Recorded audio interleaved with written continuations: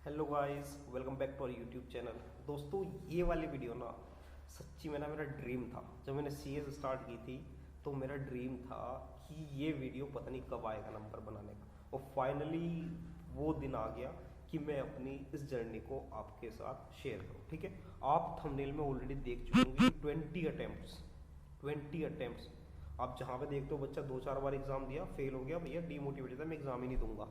ऐसे ही तो होता है। अगर आप भी अगर देख रहे हो वीडियो, बहुत अच्छी बात है, आप एक एक अटेम्प्ट में निकल जाओ, लेकिन मैं उन बच्चों से बात कर रहा हूँ जो 2-4 अटेम्प्ट दे चुके हैं और उसके बाद डीमोटिवेट फील हो, नहीं नहीं मुझे छोड़ दूंगा, ये सब माइंड में आ रहा है। ठीक है, आज आप ये वाली वीडियो देख लो, आपको ना सच्ची में आप छोड़ने का ख्याल तो अपने मन से निकाल दो। ठीक है, और आपको ये नहीं लगता कि सिर्फ पढ़ाई प्रॉब्लम नहीं होती, कभी कभी आपकी फैमिली कंडीशन, फाइनेंशियल कंडीशन।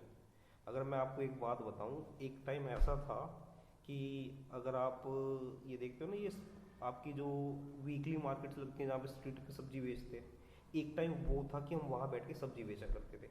उस टाइम मैं इमेजिन भी नहीं कर सकता था कि इतने अच्छे कोर्स में मैं एडमिशन लूँगा और अपनी सीएस कंप्लीट करूँगा। ठीक है, तो आप ये सोच के देखिए कि कहाँ से कहाँ पे हम अभी शिफ्ट हुए। लेकिन आज का टॉपिक मेरा ये वाला नहीं है कि हम कब सब्जी बेचा करते थे, वहाँ से लेके मैं यहाँ तक कैसे आया, ये नहीं है। आज का टॉपिक ये है कि अगर आप अभी सीएस में हो, अगर आप स्ट्रगल कर रहे हो, तो उस जर्नी को आप इंजॉय कैसे करना है आपको। क्योंकि देखो, लेट होगा किसी को, जल्दी होगा, बनना सबको है जो इसको करने के लिए आए, अगर हिम्मत नहीं हारी तो। ठीक है, स्टार्ट करते हैं। चलो मैं अपने बारे में बताता हूँ। मैंने 12th की थी 2011 में। आपको क्या 11 साल हो गए? हाँ भाई, हो गए। 20 अटेम्प्ट भी तो हो गए ना। कैसे हुए सुनो ना, कैसे हुए वो? ऐसे हुए हैं, मैंने जैसे 12th की थी तो ये आपका शायद मार्च के आसपास में, या फिर कब आया था रिजल्ट, जब भी आया था तो मैंने ये जो आपका 2011 में जून वाला अटेम्प्ट था, सीए सीपीटी दिया था। मैं फेल हो गया। कोचिंग वोचिंग की नहीं थी, पता है नहीं, तो कुछ हिंदी बोर्ड से आए थे, इंग्लिश में फॉर्म भर दिया, समझ में आया नहीं कुछ, जाके दे के आ गए, वो फेल हो गए। ठीक है, फिर दोस्त बोलने लगे एक काम करते हैं कि हिंदी में भर ले, इस बार हिंदी में पास है। मैंने कहा नहीं यार, एक बार जब स्टार्ट कर दिया इंग्लिश में, क्योंकि देखो ऐसा है, जो बच्चा 12th क्लास तक हिंदी में जिसने पढ़ाई की हो, वो एकदम से इंग्लिश में शिफ्ट होता है तो यार दिक्कत तो आती है, चीज़ें समझ नहीं आती बिल्कुल भी। मेरे साथ तो बड़ी दिक्कत आई थी। फिर मैंने सोचा नहीं, अब वापस नहीं जाना, जैसे ही कर रहे हैं ऐसे ही करते हैं। ठीक है, फिर ऐसे मैंने नवंबर में ये जो अटेम्प्ट होता है आपका सीपीटी वाला, ये दिया और ये आपकी दुआ से क्लियर हो गया पूरा। उस टाइम की भी मैं आपको बात बताऊं, उस टाइम पे ये आपके क्या सब्जेक्ट थे उसमें? अकाउंट था, लॉ, मैथ, इकोनॉमिक्स। ठीक है भाई, मैथ क्योंकि 11 12 में मैथ पढ़ा नहीं था तो वो समझ में आ नहीं रहा था, तो बड़ी दिक्कत थी उसको पढ़ने में। फिर भी मैं 150 की पढ़ाई करके गया।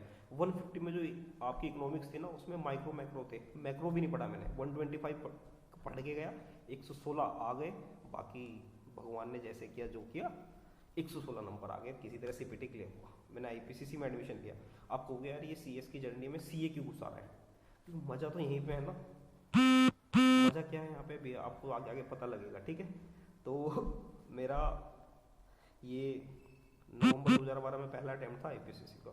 सच्ची में मेरी बड़ी अच्छी प्रिपरेशन थी। फिर पता नहीं ऐसी ऐसी लाइफ में प्रॉब्लम्स आई, वो सबके साथ आती है। आप समझ गए होंगे मैं किस प्रॉब्लम्स की बात कर रहा हूँ। जो बंदा छोटे से जो टाउन में रहते हैं, स्मॉल सिटी से आते हैं, आगे दिल्ली में आगे सेटल होते हैं, तो नई नई चीज़ें देखने को मिलती है, नए नए दोस्त बनते हैं, दोस्ती बनती है, समझ रहे हो? फंस गया बंदा। ठीक है, ये पढ़ाई तो छोड़ो, कुछ नहीं हुआ। 2011 में 12th की, 12 में आईपीसीसी में था, 13 में आईपीसीसी में था, 14 में आईपीसीसी में था, 15 में भी आईपीसीसी में था।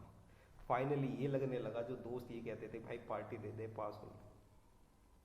पास होने की पार्टी दे दे, वो ये बोलने लगे भाई किसी तरह तू पास हो जा, पार्टी हम देंगे। 15 आ गया, मैंने सोचा मैं कुछ नहीं कर सकता लाइफ में, हिम्मत हार गया कि कुछ नहीं कर सकता। भाई घर वाले जलील करने लगे, रिश्तेदार एक एक जलील करने लगे। मतलब कि ये ऐसी सिचुएशन हो गई लाइफ में, जब देखते हैं ना तुम कि आपसे छोटे कमाने लग गए और आप अभी भी आईपीसीसी आईपीसीसी खेल रहे हो। तो बाई चांस एक फ्रेंड ने एक दिन बोला कि तू सीएस कर ले। तो मैंने कहा यार जब सीए नहीं हुई तो सीएस क्या हो जाएगी, और फिलहाल मेरे पास कोचिंग के पैसे भी नहीं है कि कोचिंग के पैसे कहाँ से लाऊंगा। क्योंकि ये भी तो एक दिक्कत आती है ना कि यार आपका कोचिंग के पैसे नहीं है और आपको कोई कोर्स करना है और इस तरह के कोर्स में आपने एंट्री ले ली। तो उसने मेरे को बताया कि तू NIRC में जा, वहाँ पे एक ग्रुप की कोचिंग की फीस होती है 7,000 और एक की 8,000 होती है। 15,000 में तेरा पूरे एग्जीक्यूटिव की हो जाएगी अगर एक बार तूने एग्जीक्यूटिव निकाल दिया। क्योंकि एग्जीक्यूटिव में इसलिए बोल रहा हूँ आपको, जो CPT करके जाते हैं उनको डायरेक्ट एग्जीक्यूटिव में एडमिशन मिल जाता है, मुझे मिल गया था। मैंने कहा यार चल 15,000 तो अरेंज कर लूँगा मैं। मैंने कैसे करके 15,000 अरेंज किए, NIRC में गया, कोचिंग लेने स्टार्ट की। क्योंकि उस टाइम मुझे वो फीस बहुत सस्ती लग रही थी, क्योंकि CA में मैं 15,000 एक सब्जेक्ट के दिए थे, ठीक है। लेकिन भैया आप बिलीव नहीं करोगे 7 सब्जेक्ट पे कोचिंग भले ही मैंने कंप्लीट फीस दे दी, लेकिन भैया कुछ समझ आया कुछ नहीं आया, समझ नहीं आया क्या हुआ भैया, पूरा टाइम निकल गया। और भैया मैं ये सोच रहा हूँ कि यार यहाँ 15,000 लगा भी दिए और दिल्ली में आके रहना भी शुरू कर दिया, रहने खाने का खर्चा भी स्टार्ट हो गया। अब क्या करें, क्योंकि एग्जीक्यूटिव निकलने की उम्मीद नहीं थी 1% भी, जैसी मेरी प्रिपरेशन हुई थी। फिर फाइनली मेरे पास सिर्फ एक ऑप्शन बचा कि सेल्फ स्टडी कर, लाइब्रेरी ज्वाइन कर और पढ़ाई कर, तभी कुछ हो सकता है। या फिर अपना बुक्स वगैरह ली, सेल्फ स्टडी करनी शुरू की। और यूट्यूब भैया इतनी हेल्पफुल, इतनी ज़्यादा हेल्पफुल, मज़ा आ गया।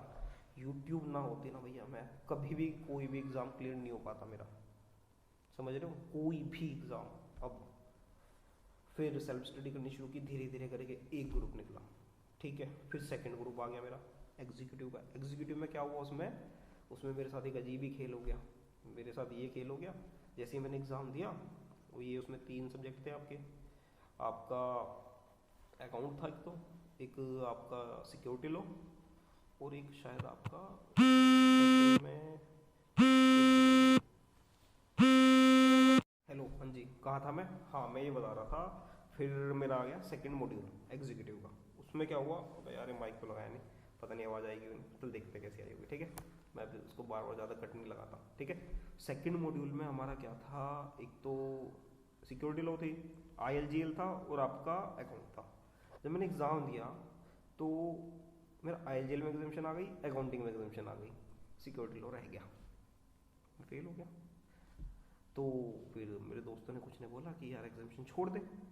एक बार वो माइंड में मेरी भी आई कि एग्जामिशन छोड़ देते हैं। फिर मैंने सोचा कि यार एग्जामिशन छोड़ने का मतलब तो फिर ये हो गया कि तीनों सब्जेक्ट फिर से स्टार्ट करना। तो मैंने क्या किया, मैंने कहा नहीं एग्जामिशन ले लेते हैं। फिर सिक्योरिटी लॉ में 50 नंबर लाना, भैया हालत ख़राब हो गई भैया, टाइम पे टाइम लगता रहा। फिर जाके कहीं जाके एग्जीक्यूटिव मेरा निकला। जैसे एग्जीक्यूटिव निकला बड़ा सुकून मिला। मेरे दोस्त पहले निकल चुके थे जो मेरे साथ थे, तो उस टाइम पे ये भी लगता था कि यार एक बार को छोड़ देते हैं। लेकिन फिर ये लग रहा था कि यहाँ पे आ गए, एक ही सब्जेक्ट बचा हुआ है कि एक बार ये निकल जाएगा ना फाइनल, तो फिर निकाल लेंगे। क्योंकि एक होता है ना, आप एक ही सिलेबस बार बार पढ़ रहे हो तो आप डिमोटिवेट हो जाते हो। जब नया सिलेबस आता है तो नई अपॉर्चुनिटी होती है, तो आप उसको और बेटर तरीके से फिर करना चाहोगे, ठीक है। तो फिर ऐसे करके एग्जीक्यूटिव निकला। फिर आए प्रोफेशनल में मैंने जोश में तीनों ग्रुप का एग्जामिनेशन फॉर्म भर दिया। उसमें से एक ग्रुप निकला, एक ग्रुप मेरा स्टार्टिंग में निकला था थर्ड ग्रुप, ठीक है। चलो डॉट 150, लेकिन पास हो गया। चलो फिर आया नेक्स्ट अटैम्प्ट। मैंने फिर क्या किया, फिर जो बचे हुए 2 थे वो 2 भर दिए मैंने। उसमें क्या हुआ, उसमें भी फिर एक ग्रुप निकला, उसमें भी कितना है डॉट 150, ठीक है। उसके बाद मेरा सेकंड ग्रुप बच गया, ठीक है, वो नहीं निकला उस अगले अटैम्प्ट में। शायद फिर एक अटैम्प्ट और दिया, शायद उसमें भी नहीं निकला। फिर नहीं, हाँ फिर वो अभी कोरोना वाला टाइम आ गया, 1 साल का गैप आ गया था। मेरी प्रिपरेशन इतनी अच्छी थी, लेकिन उस गैप के चक्कर में भैया पूरी प्रिपरेशन की ऐसी तैसी हो गई, पूरा ख़राब हो गया काम। फिर कैसे करके ये अभी अगस्त में जो अटैम्प्ट हुआ था, इसमें मेरा जाके ये निकला। अब आप कहोगे यार ये तुमने सब स्टोरी तो सुना दी, इसका मेन मोटिव क्या था। यार मेन मोटिव ये होता है कि आप देखो, मैंने 2011 में 12th की, 2021 में जाके ख़त्म हुआ सब कुछ, 10 साल लग गए। अप्रोक्स 20 अटैम्प्ट में दे चुका, आपके CA के भी मिला के, CS के मिला के, जो मैंने आज तक दिए टोटली मैंने काउंट किए थे, तो अप्रोक्स 20 अटैम्प्ट हो चुके। तो मैं आपको सिर्फ इतना ही कहना चाहता हूँ, अगर आप अभी बीच में हो, कहीं पे आपका ग्रुप बचा हुआ है, तो डीमोटिवेट 1% भी होने की नीड नहीं है।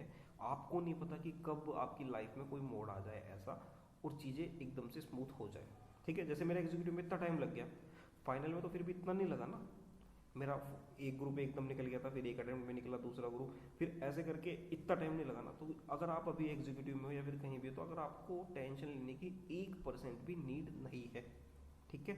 बस अपनी जान लगाने में कमी मत छोड़ना, कि मेहनत इतनी करना कि आपको ये अफसोस ना हो कि यार मेहनत में कमी रही। जैसे मैं सीए के एग्जाम दिए 2011 से 15 तक मैंने दिए, मुझे आज तक अफसोस है कि यार मैंने पढ़ाई करके क्यों नहीं दिए। मैं फेल हुआ, मुझे पता है क्यों हुआ फेल में, मैंने टाइम वेस्ट किया इसलिए फेल हुआ।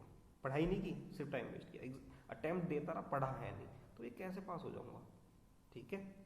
तो अभी इसमें इतना ही है। हाँ, मैं ये बताने वाला था कि जब एक टाइम था हम सब्जी बेचा करते थे सड़क पे बैठ के, वो वाली स्टोरी ना मैं आपको फिर कभी बताऊंगा कि वो सिचुएशन में हम कैसे चले गए थे, या फिर आप मुझे कमेंट में पूछोगे तो मैं ट्राई करूंगा कि वो आपको मैं चीज़ बताऊं, ठीक है। एक वीडियो और बनाने का मेरा मन है कि आप अपने ग्रुप कैसे प्लान करो, ये सब भी अगर आप कहोगे तो कमेंट में, तो मैं आपको बताऊंगा। लेकिन फाइनली ये जर्नी कंप्लीट हुई। अगर आपको कुछ भी इससे रिलेटेड मुझसे पूछना है या फिर कोई भी गाइडेंस चाहिए, तो आप मुझे कमेंट सेक्शन में बोल सकते हो, ठीक है। All the very best, thank you so much.